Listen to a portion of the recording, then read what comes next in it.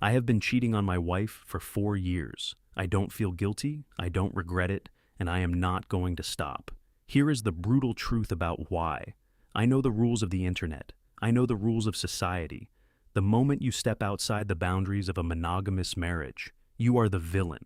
You are the narcissist, the manipulator, the monster who destroyed a sacred vow. I have read thousands of posts on these forums where the betrayed spouse is showered with sympathy, and the cheater is rightfully dragged through the mud. So, let me save you the time. I know what you think of me, but I'm not writing this to ask for absolution or forgiveness. I am writing this because there is a silent, suffocating epidemic of men and women living in the exact same purgatory I lived in, and we are told to just swallow it, suffer quietly, and die slowly inside for the sake of the institution of marriage. I refuse to die. Here is the anatomy of a justified affair. Part 1. The Ice Age. My wife, Sarah, and I have been married for 12 years. We have 2 children, a beautiful house in the suburbs, 2 cars in the driveway, and a golden retriever. From the outside, we are the American dream manifested. But inside, our marriage has been a desolate, frozen wasteland for the better part of a decade. It didn't happen overnight. It was the slow, insidious death of intimacy by 1,000 tiny paper cuts of rejection. In the beginning, we were like any other young couple, passionate, engaged, deeply interested in one another. But after our first child was born, a profound shift occurred. I understood that Sarah's priorities had to change. Infants are all-consuming. I stepped up. I took the night feeds, I changed the diapers, I cooked the meals. I wanted to be a modern, supportive partner. But the physical and emotional distance never closed. Months turned into a year turned into 2. The intimacy didn't just dry up, it became weaponized. Any attempt I made to initiate physical affection, a hand on her waist, a kiss on the neck, was met with a deep, heavy sigh, a roll of the eyes, or a harsh, "Don't touch me, I'm touched out." I tried everything the internet and modern psychology tell husbands to do. The chore play myth. I took over 80% of the household chores. I did the laundry, the grocery shopping, the meal prep. I made sure she never had to lift a finger after 6 p.m. Result? She used the free time to doom scroll on her phone until she fell asleep on the couch. The communication route. We sat down. I used I statements. I expressed how lonely I felt, how I missed her, how I needed physical connection to feel loved. She listened, cried, promised she would work on it, and then absolutely nothing changed. Couples. Counseling. We went to a therapist for 14 months. The therapist told us to schedule intimacy. We did. Thursday nights. When Thursday night rolled around, she would inevitably develop a migraine, an upset stomach, or pick a fight about something completely trivial, like the way I loaded the dishwasher so she could storm off and avoid the scheduled intimacy. I became a roommate who paid the mortgage. I was an ATM, a co-parent, a handyman, and an emotional punching bag. I was completely, utterly starved for affection, and worse, I was made to feel disgusting for even having the appetite. Part 2. The breaking point. The specific moment something broke inside me wasn't a screaming match. It was our 8th anniversary. I had planned an incredible trip to a luxury resort in Cabo. I arranged childcare for 4 days. I paid for first-class flights. I booked a private dinner on the beach. I thought, this is it. Away from the kids, away from the house, she will finally relax and we can find each other again. The first night, after a beautiful dinner and half a bottle of expensive wine, we walked back to our suite. I felt a glimmer of hope. I turned on some soft music, poured us a nightcap, and sat next to her on the bed. I leaned in to kiss her. She turned her head so my lips grazed her cheek, patted my chest like I was a golden retriever, and said, "I'm so exhausted from the travel, Mark. I'm just going to go to sleep." She put on her eye mask and rolled over. I sat in the dark for 3 hours listening to the ocean outside. I realized in that moment that she didn't lack a sex drive. She lacked a sex drive for me. I realized that no amount of chore doing, flower buying, or therapy going was going to negotiate genuine desire. You cannot barter your way into being wanted. I looked at the woman sleeping next to me and realized I had a choice. I was 35 years old. I could either accept that I would never be touched with passion never be desired, and never feel romantic love again for the rest of my natural life. Or I could leave. But leaving meant blowing up my children's lives. It meant losing half my assets, only seeing my kids every other weekend, and putting them through the trauma of a broken home. It meant devastating Sarah, who, despite her complete lack of romantic interest in me, still relied on me heavily for emotional and financial stability. I realized both options were unbearable, so I chose a third. Part 3. The Catalyst. I didn't actively go looking for an affair. I didn't download Tinder or hang out at hotel bars. But when you are starving, you can smell a bakery from a mile away. Her name was Elena. She was an external auditor consulting for my firm. She was smart, sharp, and fiercely independent. We ended up on a project together that required long hours and late-night ordering of takeout to the conference room. It started with conversation. Actual reciprocal conversation. She asked me questions about my life, my opinions, my thoughts on the world, and she actually listened to the answers. I hadn't realized how long it had been since someone looked at me with genuine curiosity. The emotional affair began months before the physical one. We started emailing, then texting. It was intoxicating. It was the feeling of being a human being again, not just a utility. One evening, after a particularly grueling presentation, we went to a quiet bar near the office for a celebratory drink. We were sitting in a booth, talking about a book we had both read. I was explaining my perspective, and she reached across the table and placed her hand over mine. It was the most basic, innocent human touch, but my entire body reacted like I had been struck by lightning. I realized in that second that I had forgotten what it felt like to be touched by a woman who wanted to touch me. I looked at her hand, and then I looked up at her eyes, and I started to cry. A 36-year-old executive sitting in a dimly lit bar, silently weeping because someone touched his hand. Elena didn't pull away. She just squeezed my hand tighter, moved to my side of the booth, and held me. That night, we went up to her hotel room. I am not going to write a romance novel for you here, but I will say this.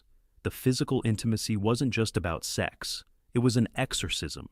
It was the desperate, frantic reclamation of a part of my humanity that had been buried alive for almost a decade. I felt alive. I felt seen. I felt profoundly, deeply wanted.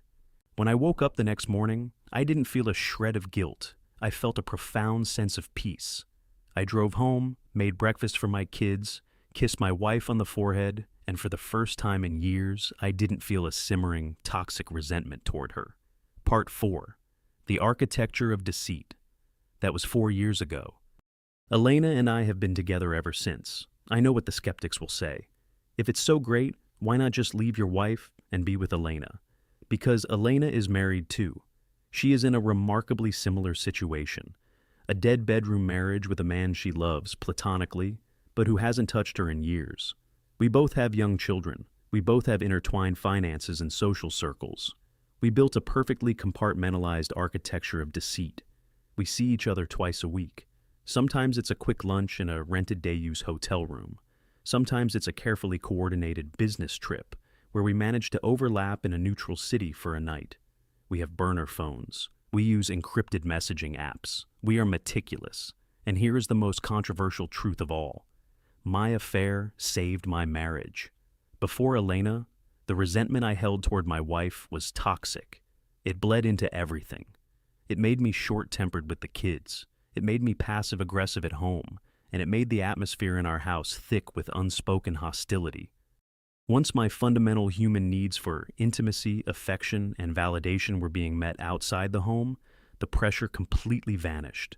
I stopped expecting Sarah to be something she wasn't capable of being. I stopped hovering, hoping for a crumb of affection. I became a better father. I have infinite patience for my children because my own emotional cup is full. I became a better provider.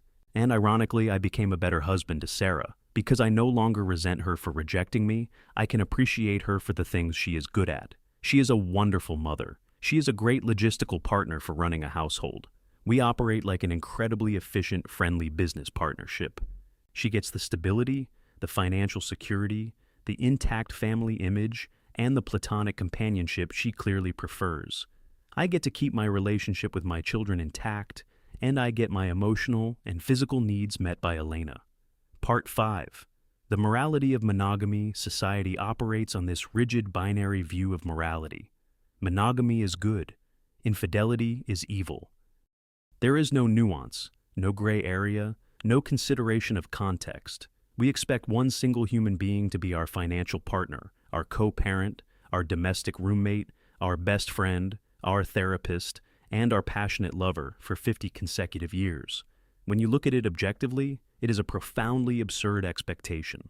When a partner unilaterally decides to remove physical intimacy and affection from a marriage, society tells the other partner to just accept it. If I forced my wife to have sex with me, I would be a monster, and rightfully so. But when she forces me into a lifetime of celibacy and emotional isolation, I am expected to take it with a smile, because the alternative, seeking it elsewhere, is deemed the ultimate betrayal. How is that fair? How is it moral to demand that your partner slowly starve to death just so you don't have to feel uncomfortable?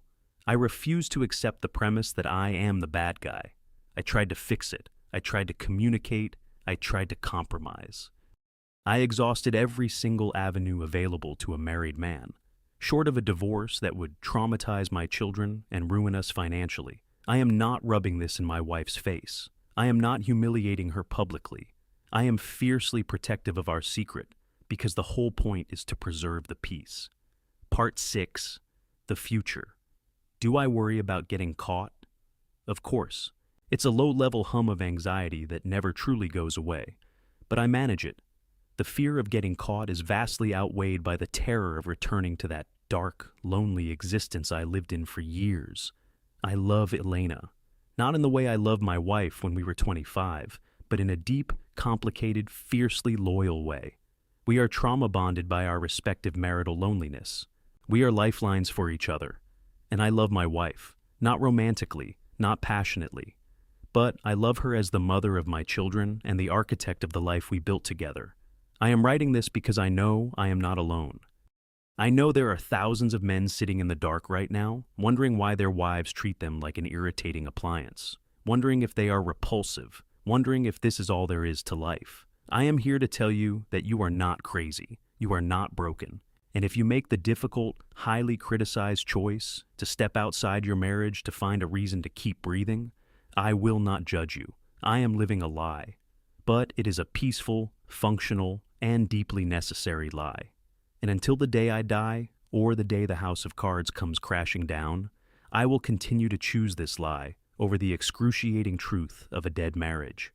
Judge me if you want. Your moral superiority won't keep me warm at night. Elena does. Part 7. The illusion of agency. I thought I was the architect of my own salvation. I thought I was the mastermind who had successfully engineered a solution to an impossible problem. For 4 years, I wore my secret like a suit of armor, confident that my careful compartmentalization was holding our family together. I was wrong. I wasn't the architect. I was the project. The house of cards didn't crash down with a dramatic confrontation, a tearful discovery of a burner phone, or a lipstick stain on a collar. It came down on a mundane Sunday afternoon in late April, during tax season. Sarah runs a small boutique interior design, LLC. It doesn't make much money, mostly serving as a creative outlet and a way for her to write off certain expenses. We usually file our taxes separately to keep her business liabilities isolated. This year, our accountant asked for a unified statement of cash flows just to verify some overlapping deductions on the house. Sarah was out at a brunch with her friends. I went into her home office, booted up her iMac. We know each other's passwords. Again, we are highly efficient roommates, and opened her QuickBooks file to export the PDF. As I scrolled through the annual vendor summaries, a specific recurring expense caught my eye. Aura Consulting Group, 4,500.00/month. It was categorized under Specialized Contractor Retainer. I frowned. Sarah's business was small. She didn't have the margin to pay a contractor over 50 grand a year. Out of pure, idle financial curiosity, I clicked on the vendor profile to see the attached invoices. The invoices were incredibly vague. Consulting services rendered. But at the bottom of the PDF, in the small print where the payment routing details were listed, was the name of the LLC's registered agent, Elena Rostova. I stared at the screen. The air in the room suddenly felt incredibly thin. Elena's maiden name was Rostova, though she went by her married name professionally. I tried to rationalize it. Maybe Elena is consulting for Sarah. Maybe they met independently. But the dates on the invoices started exactly 4 years ago. The exact month Elena and I had our accidental first drink at the hotel bar. My heart hammered in my chest. I dug deeper into Sarah's email archives, searching for the LLC name. I found a chain from 4 years ago, between Sarah and a high-end, discreet matchmaking and companionship agency based out of New York. I sat in Sarah's ergonomic desk chair and read the emails that completely dismantled my reality. From Sarah. To Horizon Executive Services. My husband is becoming a liability to our household stability. He requires a level of emotional and physical maintenance that I am neither willing nor able to provide. If left unchecked, he will likely initiate a divorce, which will disrupt my children's lives and have my assets. I need a long-term, managed asset. Someone intelligent, corporate presenting, and capable of holding a conversation about his industry. She needs to make him feel pursued and validated, so he stops looking for it from me. From Horizon Executive Services. To Sarah. We have a candidate. Elena is a highly skilled operative. She is actually married herself, which provides an excellent built-in alibi and will make your husband feel they share a forbidden bond. We will orchestrate an introduction by having her placed as a contracted auditor at his firm next month. Our retainer is $4,500 monthly, plus expenses for any hotel accommodations she requires during the assignment. I couldn't breathe. I read the emails over and over again until the pixels blurred together. Elena wasn't a fellow captive in a dead marriage. She wasn't a desperate, lonely soul who found a lifeline in me. She was a professional, a mercenary. Every late-night text, every deep conversation about our trauma, every tear she shed in that hotel room, it was all a meticulously crafted performance, paid for by my wife, using our joint checking account dividends. I heard the garage door open. Sarah was home from brunch. I printed the email chain, walked downstairs, and placed the papers on the kitchen island. Sarah walked in, carrying a box of pastries. She looked at the papers. She didn't gasp. She didn't panic. She just set the pastries down, sighed a long, deeply exhausted sigh, and looked at me. I needed the QuickBooks file for the accountant, I said, my voice trembling so hard I could barely form the words. What is this, Sarah? She leaned against the counter, crossing her arms. She looked completely unfazed. It's exactly what it looks like, Mark. You hired a prostitute? I hired a solution, she corrected coldly. You were suffocating me. Do you remember what you were like 4 years ago? You were constantly moping around the house, sighing, trying to corner me into therapy sessions, making me feel like a failure because I didn't want to sleep with you. You were going to blow up our entire lives over your ego. So you outsourced our marriage? I yelled, the anger finally breaking through the shock. I outsourced the part of the marriage I despised, she fired back, her voice raising for the first time. And it worked, didn't it? The second you thought you were some tragic romantic mastermind pulling the wool over my eyes, you became a joy to live with.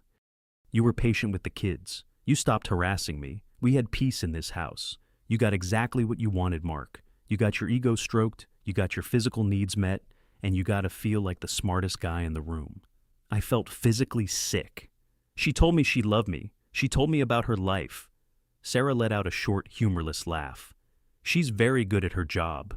I tipped her generously at Christmas. I stumbled backward, leaning against the refrigerator for support. I had spent 4 years justifying my deceit. I had written manifestos in my own head about the morality of monogamy, about how I was forced into a corner and bravely found a way to survive. I thought I was the predator, bending the rules of society to protect my sanity. But I wasn't the predator. I was a houseplant. I was a nuisance that my wife had hired a service to water twice a week, so I wouldn't wilt and ruin the aesthetic of her living room. What now? I whispered, staring at the floor. Sarah picked up a pastry from the box and took a delicate bite. Nothing changes, she said calmly. The agency contract renews on the 1st of the month. You clearly enjoy her company. She keeps you out of my hair. As far as I'm concerned, it's a necessary household utility, like the landscaping service or the pool guy. She walked past me, patting me gently on the shoulder, the exact same patronizing pat she gave me in Cabo all those years ago. Don't look so tragic, Mark. You've been telling yourself for years that this arrangement saved our marriage. The only difference now is that you know who actually deserves the credit. She walked upstairs, leaving me completely alone in our perfect sterile kitchen. My burner phone buzzed in my pocket. A text from Elena. Thinking about you.